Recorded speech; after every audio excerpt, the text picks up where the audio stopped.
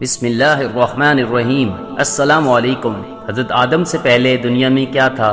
یہ وہ سوال ہے جو ہم سب کے ذہن میں آتا ہے کہ کائنات میں انسان کے بسنے سے پہلے آخر کیا تھا۔ ایک صحابی نے حضور اکرم صلی اللہ علیہ وسلم سے سوال کیا کہ اے اللہ کے رسول، زمین اور آسمان کو پیدا کرنے سے پہلے ہمارا پروردگار کہاں تھا؟ آپ صلی اللہ علیہ وسلم نے فرمایا کہ تب اللہ کے سوا کچھ نہیں تھا۔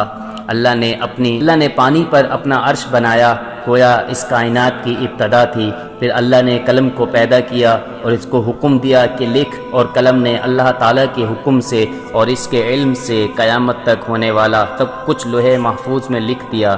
اس کے بعد آسمان اور زمین کی 6 دن میں تخلیق کی گئی۔ یمن سے آئے ہوئے ایک شخص نے حضور پاک صلی اللہ علیہ وسلم سے کہا کہ ہم آپ کے دین کی سمجھ اور قلم کی ابتدا جاننے کے لیے آئے ہیں۔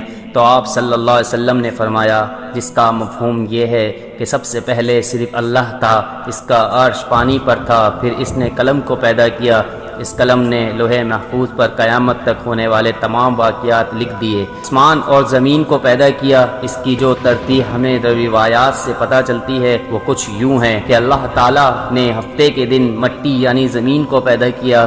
جب اللہ تعالیٰ نے زمین بنائی تو وہ کانپنے لگی، پھر اللہ نے اتوار کو اس میں پہاڑ بنائے، زمین کو سہارا دینے کے لیے ایسے جیسے اس میں کیل ٹھوک دیے، اس سے زمین ساکن ہو گئی۔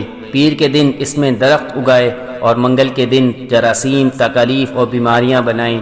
بدھ کے دن نور کو پیدا فرمایا، جمعرات کو زمین میں چھپائے بنائے اور انہیں زمین پر پھیلا دیا، اور پھر جمعے کے دن کی آخری گھڑیوں میں یعنی عصر کے بعد آدم علیہ السلام کو پیدا فرمایا۔ گویا اللہ تعالیٰ نے انسان کی پیدائش سے پہلے اس کی آسائشوں کے لیے زمین اور اس پر ضروریات کی تمام اشیاء پیدا فرما دی، یعنی مخلوق کی ابتدا میں آخری نمبر انسان کو پیدا کیا گیا، اور نسل انسانی میں سب سے پہلے تخلیق حضرت آدم علیہ السلام کی تھی۔ وہ تمام انسانوں کے باپ ہیں۔ انسانوں کی پیدائش سے پہلے فرشتوں اور جنوں کی تخلیق بھی ہو چکی تھی۔ فرشتوں اللہ تعالیٰ کے وہ مخلوق ہیں جن کا اصل ٹھکانہ آسمان ہے، اور وہ زمین والوں کے لیے استغفار کرتے ہیں۔ فرشتوں کو نور سے پیدا کیا گیا، جبکہ جنوں کی پیدائش آگ سے کی گئی، اور انسان کی تخلیق مٹی سے ہوئی۔ ابلیس جو کہ شیطان تھا وہ بھی فرشتوں میں سے نہیں بلکہ جنوں میں سے تھا، اور اس کی تخلیق بھی آگ سے کی گئی۔ کچھ روایات سے پتہ چلتا ہے کہ آدم علیہ السلام سے 2000 سال پہلے جنات پیدا کیے گئے، اور جب وہ فتنہ فساد میں حد سے بڑھ گئے تو اللہ تعالیٰ نے ان کی طرف فرشتوں کا ایک لشکر بھیجا۔ ان میں خوب معرکہ آرائی ہوئی، اور اس میں فرشتوں نے جنوں کو تہس نہس کر دیا، اور وہ سمندروں کے جزیروں میں پناہ لینے پر مجبور ہو گئے، اور آج تک ان کے رہنے کی جگہ یہی جزیرے ہیں۔ ابلیس یعنی شیطان جو جنات کا سردار تھا، اس کا ایک تخت تھا، اور وہ تخت پانی پر تھا۔ ابلیس کا اصل نام عزازیل تھا، اور اس کی نافرمانی کے بعد اسے ابلیس کا نام دیا گیا۔ ابلیس کا وہ تخت حقیقتاً کس جگہ پر ہے یہ ہمیں نہیں معلوم۔ جب اللہ تعالیٰ نے زمین کو انسانوں کے ذریعے سے آباد کرنا چاہا تو انسان کی تخلیق فرمائی، کیونکہ جنوں میں انسان جتنی خام و فراست نہیں تھی۔ کہا جاتا ہے کہ جنوں میں سب سے زیادہ علم رکھنے والا جن انسانوں میں سے ایک 10 سالہ بچے کے برابر عقل رکھتا ہے۔ اللہ تعالیٰ نے انسان کی تخلیق کر کے اس میں روح پھونکی، پھر اللہ تعالیٰ نے فرشتوں سے فرمایا کہ میں زمین پر اپنا نائب بنانے والا ہوں۔ فرشتوں نے اللہ سے پوچھا کہ ایسی مخلوق کو کیوں پیدا کر رہا ہے جو زمین پر فساد کرے اور خون بہائے، اور ہم ہر وقت تیری تعریف اور پاکیزگی بیان کرتے ہیں۔ جس پر اللہ تعالیٰ نے فرمایا، جو کچھ میں جانتا ہوں وہ تم نہیں جانتے۔ فرشتوں کے اس سوال کے 2 مقصد تھے۔ پہلا مقصد یہ کیا یہ بھی جنوں کی طرح زمین پر فساد کریں گے، اور دوسرا یہ کہ کیا ہم سے تیری عبادت میں کوئی کوتاہی ہوئی۔ بہرحال جب اللہ تعالیٰ نے آدم کو پیدا کیا تو زمین سے مٹی لانے کا حکم دیا، پھر اللہ کے پاس اس کے حکم کے مطابق مٹی لائی گئی، اور مٹی اللہ تعالیٰ نے پوری زمین سے اٹھوائی تھی۔ یہی وجہ ہے کہ آدم کی اولاد زمین کے رنگ کے مطابق ظاہر ہوئی، بعض شرف، بعض سفید اور بعض سیاہ اور بعض اس کے درمیان۔ اس مٹی کو پانی سے ترک کیا گیا تو یہ 3 بن گئی۔ قرآن مجید میں اس جگہ انسان کی تخلیق کے لیے تراب کا لفظ آیا ہے، یعنی کہ کچھ مٹی، اور بعض دفعہ 3 لفظ آیا ہے جو کہ یہ کہ بھیگی ہوئی یا تار مٹی کو کہتے ہیں۔ جب پانی کو مٹی سے بھگویا گیا تو وہ لیزدار ہونا شروع ہو گئی، پھر اللہ تعالیٰ نے خود انسان کا ڈھانچہ تیار فرمایا۔ اللہ تعالیٰ نے انسان کی تخلیق فرشتوں کے سپرد نہیں کی، بلکہ انسان کو خود ایک مورتی کی صورت میں ڈالا۔ اس کے بعد ایک مقرر مدت تک اس کو چھوڑے رکھا، یہاں تک کہ وہ گیلی مٹی خشک ہو گئی اور اس کا رنگ سیاہ ہو گیا اور اس میں بدبو آنے لگی۔ پھر وہ خشک ہو کر کھنکھناتی مٹی بن گئی اور آخر میں ایک پر پکی ہوئی مٹی کی صورت اختیار کر گئی۔ جیسے قرآن پاک میں کہا گیا ہے، اس مٹی کے لیے اور بھی کچھ لفظ قرآن المجید میں ملتے ہیں، مثلا یا مہون یعنی سیاہ مٹی، مسنون یعنی بدبودار مٹی، 100 سال یعنی کھنکھنا کر بولنے والی ہوتی تخلیق اللہ تعالیٰ کا یہ کرشمہ ہے۔ انسان کو ایک بہترین شکل عطا کی گئی۔ اس وقت انسان کا قد بہت لمبا تھا اور ان کے بعد آنے والے لوگوں کے قد گھٹتے چلے گئے۔ انسانوں میں سب سے لمبا قد حضرت آدم علیہ السلام کا تھا۔ ایک روایات میں حضرت آدم علیہ السلام کا قد 60 ہاتھ یعنی 7 میٹر بیان کیا گیا ہے۔ جب اللہ تعالیٰ نے انسان کا ڈھانچہ بنا کر اسے خشک ہونے کے لیے ایک مقرر مدت تک چھوڑے رکھا تو ابلیس یعنی شیطان اس کے ارد گرد چکر لگانے لگا اور اس ڈھانچے کو ٹھوکر مارتا تو اس میں ایسی آواز آتی جیسے خالی مٹی کے مٹکے سے آتی ہے، اور اس نے دیکھا کہ یہ ڈھانچہ پیٹ والا ہے تو وہ سمجھ گیا کہ یہ مخلوق اپنے اوپر قابو نہیں رکھ پائے گی۔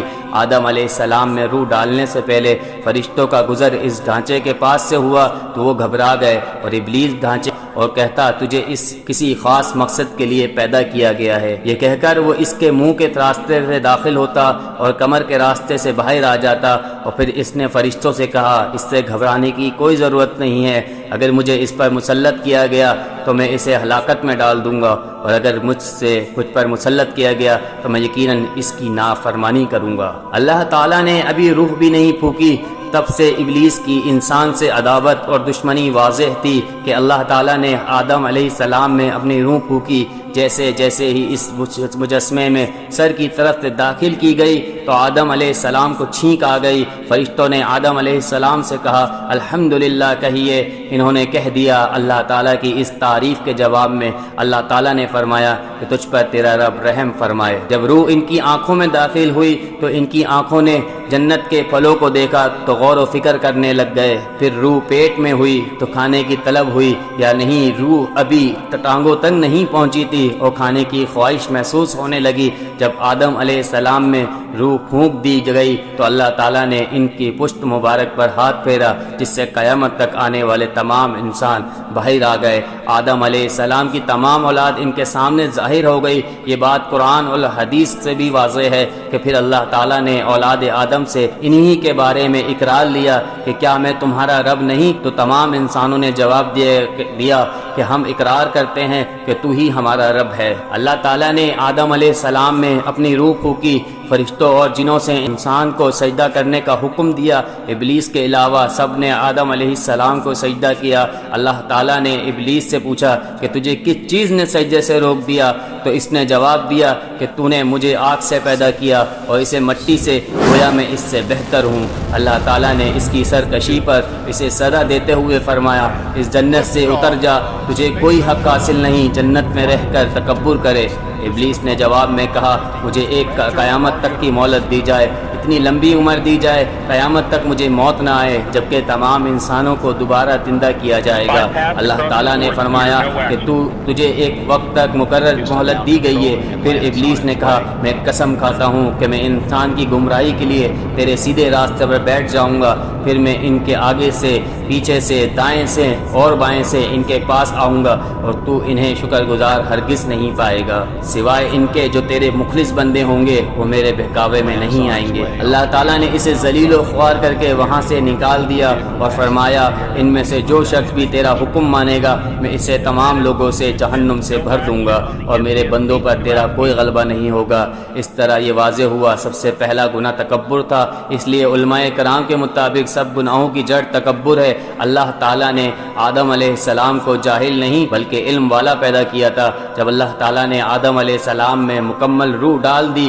تو اپنے پیروں پر کھڑے ہو گئے تو اللہ تعالیٰ نے انہیں حکم دیا کہ جاؤ فرشتوں کی جماعت کو سلام کرو۔ آدم علیہ السلام کے سلام کے جواب میں انہوں نے انہیں وعلیکم السلام ورحمۃ اللہ کہا۔ اللہ تعالیٰ نے فرمایا کہ یہ تیرا اور تیری اولاد کا آپس میں ایک دوسرے کا تحفظ اور ہدیہ ہے۔ اللہ تعالیٰ نے آدم علیہ السلام کو ابتدا میں ہی تمام نام سکھا دیے۔ وہ اللہ تعالیٰ کے حکم سے آسمان اور زمین کی ہر چیز کا نام جانتے تھے۔ اللہ تعالیٰ نے ان تمام چیزوں کا نام جب فرشتوں سے پوچھا تو وہ ان چیزوں کا نام نہ بتا سکے، تو حضرت آدم علیہ السلام نے ان تمام چیزوں کے نام بتائے۔ تب اللہ تعالیٰ نے فرشتوں سے فرمایا کیا میں نے تمہیں نہیں کہا تھا کہ میں وہ جانتا ہوں جو تم نہیں جانتے؟ پھر ایک روز جب حضرت آدم علیہ السلام سو رہے تھے تو اللہ تعالیٰ نے ان کی بائیں پسلی سے اماں حوا کو پیدا فرمایا اور انہیں حضرت آدم علیہ السلام کا ہم سفر بنایا۔ جب حضرت آدم علیہ السلام بیدار ہوئے تو انہوں نے حوا کو پاس بیٹھے دیکھا۔ انہوں نے پوچھا کہ تم کون ہو؟ انہوں نے جواب دیا کہ میں عورت ہوں۔ حضرت حوا قیامت تک آنے والی تمام عورتوں میں سب سے زیادہ خوبصورت تھیں۔ حضرت آدم اور حضرت حوا دونوں جنت میں رہتے تھے۔ انہیں نور کا لباس پہنایا گیا۔ جب ابلیس نے انہیں گمراہ کرنا شروع کر دیا اور اللہ تعالیٰ نے جس درخت کے پاس جانے سے منع کیا تھا، شیطان نے انہیں وہیں سے کھانے پر مجبور کر دیا اور اس پر جھوٹی قسمیں بھی کھائیں۔ انہوں نے اس درخت سے کھا لیا اور اللہ تعالیٰ کی نافرمانی کی کہ مرتکب ہوئے۔ اللہ تعالیٰ نے ان سے نور کا وہ لباس لے لیا اور وہ برہنہ ہو گئے اور اس درخت کے پتوں سے اپنے آپ کو ڈھانپنے لگے۔ لیکن اس گناہ کے بعد غرور و تکبر کی جگہ وہ اللہ تعالیٰ سے معافی مانگنے لگے اور اس کی مغفرت کے طلبگار ہوئے۔ اس سے یہ بتایا گیا کہ خطا انسان کی فطرت کا حصہ ہے کیونکہ وہ فرشتوں کی طرح معصوم نہیں ہے۔ پھر اللہ تعالیٰ نے انہیں جنت سے نکل جانے کا حکم دیا اور فرمایا کہ تمام زمین پر رہو اور تم ایک دوسرے کے دشمن ہوگے۔ پھر وہ دونوں زمین پر اترے اور انہی کے ساتھ ابلیس بھی زمین پر اترا۔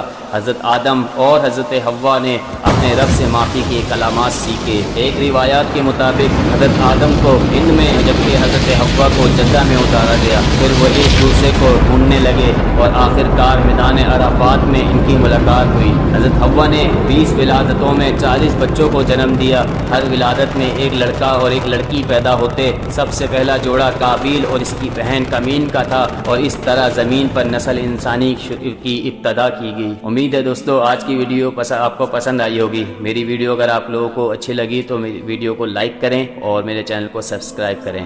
ملتے ہیں انشاءاللہ اگلی ویڈیو میں۔ اللہ حافظ۔